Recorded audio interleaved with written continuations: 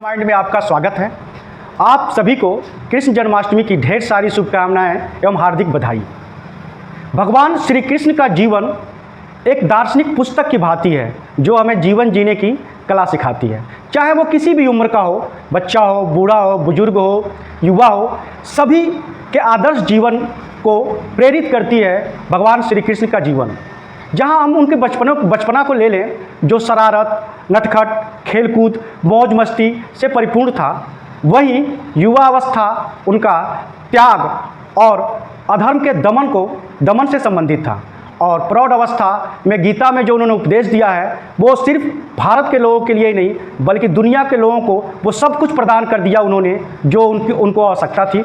कहने का मतलब ये है कि दुनिया के सबसे बड़े दार्शनिक, विचारक, मनोवैज्ञानिक, रणनीतिकार श्री कृष्ण का जीवन एक जीवन जीने की कला सिखाता है जिसका अनुसरण करके ही हम सफल हो सकते हैं और उनकी शिक्षाओं को समझ कर ही हम अपने जीवन को सार्थक बना सकते हैं।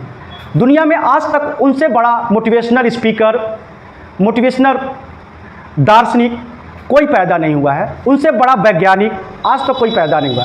आज उनके द्वारा दिए गए गीता का उपदेश इतना प्रासंगिक है कि प्राचीन काल से लेकर आज तक गीता में दिया गया उनका उपदेश प्रासंगिक है और आने वाले समय में भी प्रासंगिक वो रहेगा। आज आप लोग मोटिवेशनल बुक्स पढ़ते हैं, मोटिवेशनल स्पीचेस को सुनते हैं, मोटिवेशनल स्पीकर की बातें करते हैं, लेकिन आपको पता होना चाहिए कि दुनिया भर में जो भी मोटिवेशनल बातें की जाती है वो गीता का कट कॉपी पेस्ट होता है। दुनिया आज उनके दर्शन से जहां आगे निकल गई है, आज हम उनके दर्शन को ही भूल गए हैं धर्म और जात की संकीर्ण विचारधाराओं में गिरकर, और उनके द्वारा जो ज्ञान, अनमोल ज्ञान हमें प्रदान किया गया है उन्हें हम भूल चुके हैं या उन्हें अपनाना नहीं चाहते हैं, क्योंकि हम संकीर्णताओं से घिरे हुए हैं। जात, धर्म और इन संकीर्णताओं से घिरे हुए हम अपने अलग अलग भगवान बना लिए हैं और उन्हीं की बातों को मानते हैं। लेकिन हमें ऐसा नहीं करना चाहिए। जो भी अच्छी बातें जहाँ से मिले वहाँ से सीख लेना चाहिए। तो आइए, अगर आपको अपना जीवन सार्थक करना है और सफल करना है तो श्री कृष्ण की शिक्षाओं को अपनाकर ही हम सफल हो सकते हैं, अन्यथा हमें अपनी सफलताओं के लिए बहुत ही ज़्यादा संघर्ष करना पड़ेगा। तो आइए सबसे पहले हम भगवान श्री कृष्ण की शिक्षाओं को देखते हैं। भगवान श्री कृष्ण के जीवन से हमें जो सबसे पहली शिक्षा मिलती है, प्रगतिशील सोच को बनाए रखना।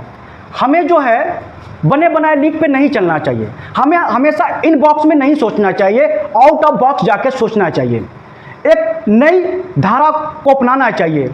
हमें बनी बनाए लीक पे नहीं चलनी चाहिए, नई सोच अपनाना चाहिए, समय के साथ अपने में परिवर्तन लाना चाहिए।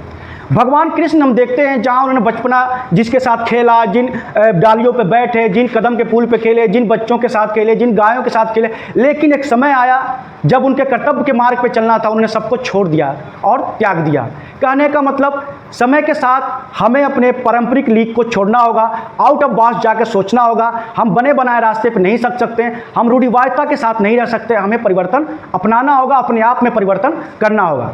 कहते हैं कि हर बांसुरी बांस से बनी होती है, लेकिन हर बांस बांसुरी नहीं हो सकती है। बांसुरी वही बांस बन सकती है जो खोखला हो। हर व्यक्ति सुखी नहीं हो सकता है, वही व्यक्ति अपने जीवन को सुखी बना सकता है जिसका मन खाली हो और शांत हो और द्वेष, ईर्ष्या, नफरत, घृणा, लालच से रहित है, वही अपने जीवन को बांसुरी की तरह मधुर बना सकता है। तो हमें इस तरह सोचना चाहिए, आउट ऑफ बॉक्स जाके सोचना चाहिए। अगर आप स्टूडेंट हैं तो आपको नए तरीके अपनाना चाहिए, नए तरीके से अध्ययन करना चाहिए, हमेशा कुछ नया करना चाहिए, क्योंकि महान वो नहीं होता है जो पुरानी चीज़ों को पुराने तरीके से करता है, महान वो बनता है जो पुराने तरीक़ों को नए तरीके से करता है। दूसरी चीज़, हम भगवान कृष्ण के जीवन से और उनके द्वारा दिए गए गीता में उपदेश कर्मयोग, जो दुनिया की सबसे बड़ी फिलॉसफी है, उसके बिना इसको बिना अपनाए तो हम एक सफल जीवन की कल्पना नहीं कर सकते। दुनिया में इससे बड़ी फिलॉसफी कोई नहीं है, कर्मयोग से बड़ी फिलॉसफी कोई नहीं है। ये इतनी बड़ी फिलॉसफी है कि आपके जीवन को बदल देगी, आपको जीवन को देखने का नज़रिया बदल देगी। कर्मयोग का मतलब है कर्म कीजिए और फल की चिंता मत कीजिए। कहने का मतलब है कि आप कोई भी काम कीजिए तो फल की चिंता में मत रहिए, क्योंकि फल की चिंता में आप रहेंगे, परिणाम की चिंता में आप रहेंगे तो या तो आप बहुत खुश हो जाएंगे तो स्वच्छंद हो जाएंगे, या आप दुखी हो जाएंगे और टूट जाएंगे। यानी दोनों ही परिस्थितियों में क्या है, हानिकारक होते हैं। फल की चिंता करने से एक दूसरा नुकसान ये है कि अगर फल प्राप्त हो जाता है, परिणाम प्राप्त हो जाता है, तो ठीक है, नहीं प्राप्त होता है तो क्या हो जाएगा, आप निराशा और अवसाद से घिर जाएंगे और फिर प्रयास करने की आपकी हिम्मत नहीं करेगी और आप पलायनवादी हो जाएंगे। इसलिए कर्म कीजिए। और कर्म ये इतनी बड़ी फिलॉसफी है जिसने न सिर्फ मेरा बल्कि बहुतों का जीवन बदल दिया। कर्म कीजिए मतलब अगर आपका कर्म अच्छा है तो परिणाम अच्छा होगा ही होगा, उसमें चिंता करने की, सोचने की कोई बात ही नहीं है। अगर आप प्रक्रिया पर ध्यान देते हैं और प्रक्रिया को बेहद करते हैं तो आप परिणाम आपके फेवर में आ ही जाएगा। आप यूपीएससी की तैयारी करते हैं, दरोगा, सिपाही या किसी भी एग्जाम की तैयारी करते हैं और डेली आप इस टेंशन में रहिए पता नहीं होगा कि नहीं होगा, तो इससे क्या होगा, आपका कर्म प्रभावित होगा। लेकिन आप इन सबको छोड़ दीजिए, रिजल्ट क्या होगा क्या नहीं होगा छोड़ दीजिए, आप बस प्रोसेस को फॉलो कीजिए कि कैसे आईएएस, पीसीएस, सिपाही, दरोगा बना जाता है और उस प्रक्रिया को अपनाइए और उसको फॉलो कीजिए। तो पता क्या चलेगा, आप स्टेप बाय स्टेप एक दिन सफलता की खिड़की को खोल देंगे। जैसे हम मकान बनाते हैं बिना सोचे, महल बनेगा क्या बनेगा, हम एक एक ईंट को रखते जाते हैं और हमें पता ही नहीं चलता कब ये मकान बन गया। उसी तरह कर्म कीजिए, फल की चिंता मत कीजिए। और इनके श्री कृष्ण के जीवन, भगवान श्री कृष्ण के जीवन से एक सबसे बड़ी सीख हमें ये मिलती है, कभी भी जीवन में हार नहीं मानना चाहिए। नेवर एवर क्विट, कभी भी हार नहीं मानना चाहिए। आप उनका देखिए बचपन कितना संघर्षशील था, उन्होंने बड़े बड़े राक्षसों से मुकाबला किया, अपने से कई गुना बड़े, कभी हार नहीं माने। कालिया दमन किया, कभी हार नहीं माने। कंस का दमन किया, हार नहीं माने। और जब पांडव कौरव का युद्ध हुआ था, उनका विपक्ष इतना मजबूत था, शायद उतना विपक्ष आज तक दुनिया में किसी को नहीं प्राप्त होगा। दुनिया का सबसे महान धनुर्धर कर्ण, दुनिया का सबसे महान गदाधर दुर्योधन, दुनिया का सबसे महान कूटनीतिक रणनीतिकार शकुनी, दुनिया का सबसे महान व्यक्ति और शक्तिशाली व्यक्ति भीष्म पितामह जैसे प्रतिपक्ष थे उनके सामने, लेकिन वो फिर भी वो हिम्मत नहीं हारे।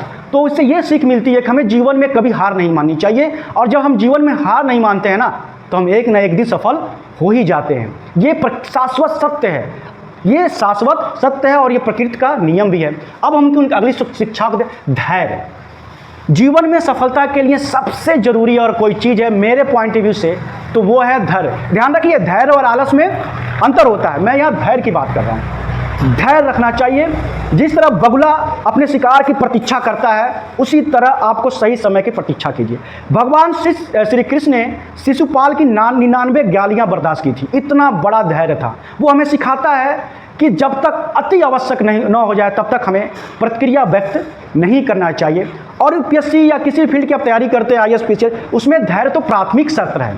सफलता असफलता का एक क्रम चलता रहता है और हमें धैर्य ही वो साधन है जिससे हम इसका मुकाबला कर सकते हैं। और आपने सुना होगा, धैर्यवान पुरुष ही सफलता को हासिल करता है और फिर हम एक दिन स्टेप बाय स्टेप अपनी मंजिल को पा जाते हैं। अगली जो शिक्षा मिलती है स्वीकार्यता।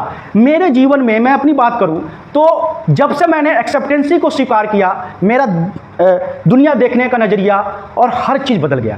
जब आप हर चीज़ को स्वीकार करने लगते हैं तो आप कंप्लेन नहीं करते हैं, शिकायत नहीं करते हैं।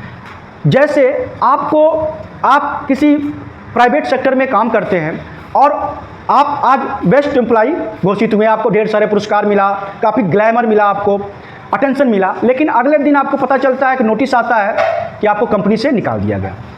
अब आप क्या करेंगे? कई घंटे तो यही सोचते रहेंगे, ये कैसे हो सकता है, मैं तो बेस्ट एम्प्लॉय था, कैसे मुझे कोई निकाल सकता है, कैसे ये हो गया, कैसे हो गया। आप घंटों कई दिनों तक सोचते रह पाएंगे, लेकिन कुछ कर नहीं पाएंगे। लेकिन प्राइवेट सेक्टर में ऐसा होता है। वहीं आपकी जगह कोई दूसरा व्यक्ति है जिसने सच को स्वीकार करना सीख लिया है, तो वो तुरंत कोई बात नहीं, ये तो होता रहता है प्राइवेट सेक्टर में, फिर वो अपने नेक्स्ट प्रोजेक्ट के लिए लग जाएगा। भगवान श्री कृष्ण को देखिए आप, जब वो गोकुल में थे, मौज मस्ती शरारत सब कुछ कर रहे थे, लेकिन अचानक जब उनके कर्तव्य ने उनको पुकारा, उन्होंने सच को स्वीकार किया और तुरंत गोकुल को छोड़ के अपने कर्तव्य मार्ग पर चले गए। तो हमें सच को स्वीकार करना चाहिए। मुझे लगता है इंसान को सबसे पहले तो यही सीखना चाहिए, जैसे ही परिस्थिति हो उसको स्वीकार कर लीजिए, जिससे आपको आगे बढ़ने में मदद मिलेगा। क्योंकि आप जब स्वीकार कर लेंगे तो उससे उलझेंगे नहीं। श्री कृष्ण से जो हमें अगली शिक्षा मिलती है, रणनीति बनाने की। आप तैयारी करते हैं तो आपके पास एक रणनीति हो, जब देश चलाते हैं तो आपकी रणनीति होनी चाहिए। दुनिया के सबसे बड़े रणनीतिकार थे भगवान श्री कृष्ण। वो पहले ही सब कुछ तय कर लेते थे, शतरंज की चाल की तरफ। उनको कर्ण से अर्जुन को बचाना था तो उन्होंने घटोत्कच को लाके कर्ण के सामने खड़ा कर दिया। जिस मजबूरी में कर्ण को अपना ब्रह्मास्त्र चलाना पड़ा, जो उसने अर्जुन के लिए बचा कर रखा था। उन्हें कर्ण को मरवाना था तो उन्होंने पिक्चर में, सीन में अभिमन्यु को लाकर खड़ा कर दिया, क्योंकि अभिमन्यु वध नहीं होता तो शायद कर्ण भी नहीं मारा जाता। तो इतने बड़े रणनीतिकार थे। उन्होंने सिखाया हमें कि अगर अपने बड़े से बड़े दुश्मन को पराजित करना हो ना, तो कूटनीति और रणनीति से ही हम प्राप्त कर सकते हैं, विजय प्राप्त कर सकते हैं। तो दुनिया के सबसे बड़े रणनीतिकार थे और हमको उनसे ये कला सीखना चाहिए। और भगवान श्री कृष्ण से जो सबसे बड़ी सीख हमें मिलती है कि हर परिस्थिति में हमें मुस्कुराते रहना चाहिए, क्योंकि परिस्थिति कैसी भी हो हम उसका सामना तभी कर सकते हैं जब हमारा दिमाग शांत हो, हम पॉजिटिव हों। और हमारा दिमाग तभी शांत और पॉजिटिव रह सकता है जब हम मुस्कुराते रहो। इसीलिए भगवान श्री कृष्ण को आपने देखा होगा कि हर परिस्थिति में मुस्कुराते रहते थे, क्योंकि जब आप मुस्कुराते हैं तो आपका इसका मतलब आपका दिमाग शांत है और पॉजिटिव है, और तभी आपका दिमाग बेहतर उत्पाद दे सकता है और बेहतर रणनीति और राय बना सकता है। तो आज दुनिया के सबसे बड़े दार्शनिक, गुरु, विचारक, मनोवैज्ञानिक भगवान श्री कृष्ण के जन्म दिवस पे मैं फिर से आप लोगों को ढेर सारी बधाई और शुभकामनाएं देता हूं। अगर आप मेरे चैनल पे नए हैं तो मेरे चैनल को सब्सक्राइब कीजिए, और हाँ, अपनी राय लिखना मत भूलिए। Thank you very much.